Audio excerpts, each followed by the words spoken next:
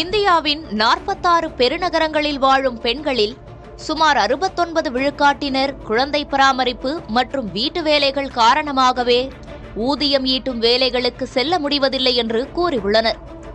நவீன வசதிகள் நிறைந்த நகர்ப்புறங்களில் கூட வீட்டு வேலைகளும் குழந்தை பராமரிப்பும் பெண்களுக்கு மட்டுமே ஆன பொறுப்பாக நீடிக்கும் சமூக யதார்த்தத்தை தேசிய புள்ளியியல் அலுவலகத்தின் புதிய ஆய்வு தெரிவிக்கிறது.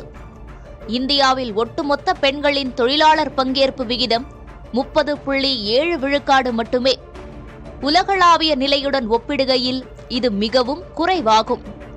மேலும் வேலைக்கு செல்லும் பெண்களும் கடுமையான ஊதிய பாகுபாட்டை எதிர்கொள்கின்றனர். மாத சம்பளம் பெறும் ஆண்களின் சராசரி வருமானம் 30,700 ரூபாய் என்றால் பெண்களின் சராசரி வருமானம் 23,700 ரூபாயாக மட்டுமே உள்ளது. இதன் மூலம் ஆண்களுக்கும் பெண்களுக்கும் இடையில் 23 விழுக்காடு ஊதிய பாகுபாடு நிலவுகிறது. சுய தொழில்களில் ஆண்களின் சராசரி மாதாந்திர வருமானம் 33,880 ரூபாயாக இருக்கும்போது பெண்களின் வருவாய் அதில் பாதிக்கும் குறைவாக 16,160 ரூபாய் என்ற அளவிலேயே உள்ளது.